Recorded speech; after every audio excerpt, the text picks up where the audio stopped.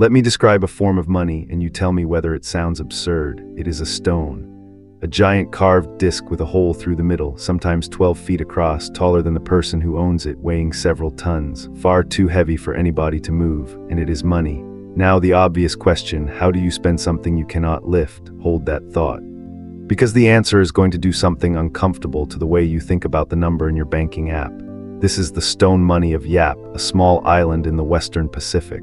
And by the end of this, you are going to realize that the islanders were not doing something primitive and strange. They were doing the same thing you did this morning, with fewer illusions about it. The stones are called rai, and they are carved from a particular kind of limestone. Here's the first problem, and it turns out to be the whole design. That limestone does not exist on Yap. It is quarried on Palau, another island, hundreds of miles across open ocean.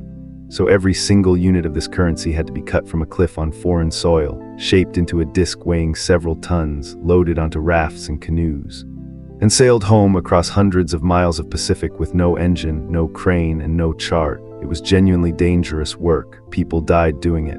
Now hold that danger in your mind, because most explanations of Yap treat it as colorful background detail. It is not background. The danger is the monetary policy. A rai stone is not worth a fixed amount per foot of diameter. That is the part people get wrong. Its value comes from its history, how large it is, yes, but also how old, how difficult the voyage was, who carved it, and whether anyone died bringing it home. Two stones of identical size can be worth wildly different amounts because one of them has a story and the other does not.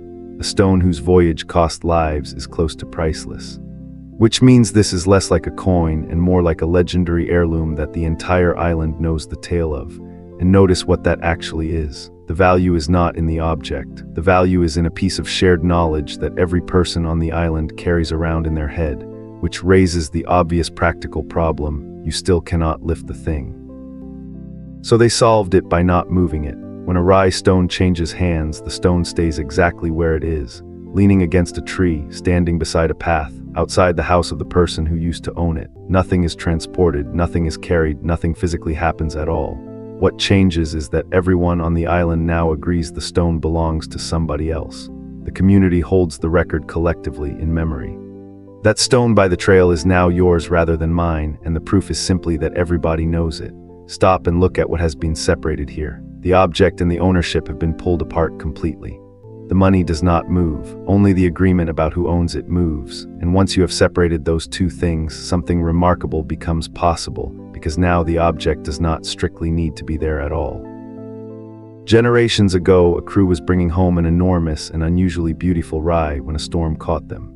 To survive, they cut the stone loose. It went to the bottom of the ocean in deep water, and no human being has seen it since. The crew got home and reported what had happened, that the stone had been magnificent, that it had been lost through nobody's fault, and that it was down there. And the island accepted it, not as a sad story, as a fact about the money supply. That stone still counted, it still had its full value, it still belonged to its owner, and it could still be traded while sitting on the sea floor, unseen, unreachable, and for all practical purposes non-existent, which should sound completely mad. It is about to stop sounding mad, because in 1932, the most sophisticated financial institution on Earth did precisely the same thing. In 1932, the Bank of France wanted to convert dollars into gold. Shipping several $100 million of bullion across the Atlantic would have been slow, expensive, and dangerous, so the Federal Reserve Bank of New York did something simpler. It went down into its own vault and put labels on the drawers. The gold did not move an inch. It did not leave the building. It did not leave the country. It did not leave the shelf.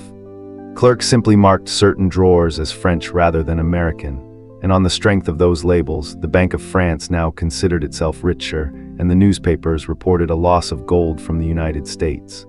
This is the comparison Milton Friedman drew in his 1991 paper, and he put it as bluntly as it can be put.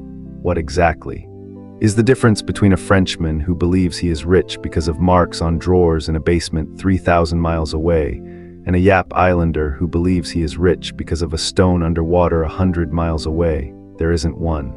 It is the same act. So answer honestly, where's your money at this moment? Not most people's money, yours. Almost none of it is cash. There is no drawer with your name on it and no pile of notes set aside somewhere on your behalf. What you have is a number held in a bank's computer which the bank has agreed to honor. You cannot touch it. You have never seen it. If you tried to inspect it directly, you would find a database row. and when you pay somebody. Nothing physical happens at all, no gold moves, no cash moves, no object travels. One number decreases, another increases, and every party involved agrees to treat that as settled. That is a shared ledger maintained by an institution, recording who owns what. It is the Yap system with better handwriting. Your money is a stone on the sea floor, and you have simply never had a reason to notice. And if a currency that consists of a shared, agreed record which no single person can secretly alter sounds like something you have heard about recently, yes. That is a distributed ledger. That is the idea underneath every cryptocurrency. Coins that never physically move because there is nothing to move. Only the record of ownership changes, and the record is held by the whole community rather than one institution. Now, being fair rather than breathless about it, Yap did not invent blockchain, and a village where everyone knows everyone solves the trust problem in a way that does not scale to strangers, which is precisely the problem the cryptography exists to solve. But the underlying insight is genuinely identical, and it is centuries older than the computer. Ownership can be a fact the community agrees on rather than an object you hold. Yap simply never pretended otherwise. So come back to that stone in the dark water where it has been for generations, doing its job perfectly. The reason it is not absurd is that money was never the stone. It was never the gold in the vault, or the cotton paper in your wallet, or the number on your screen. Those are all just the thing we agree to point at. What money actually is, and has always been, is a shared memory of who owns what, and the object is only ever a convenient place to hang that memory. The people of Yap did not have a primitive form of money that we have since improved upon. They had the purest version of the thing itself, with the illusion stripped away, because a currency you cannot lift makes it impossible to pretend the value lies in the object. Once you see that, you cannot unsee it, and you will never look at the number in your account the same way again. The comparison at the heart of this video is not ours. It is Milton Friedman's, from a working paper he published for the Hoover Institution in February 1991, and the 1932 gold earmarking episode is his example, not a modern retelling.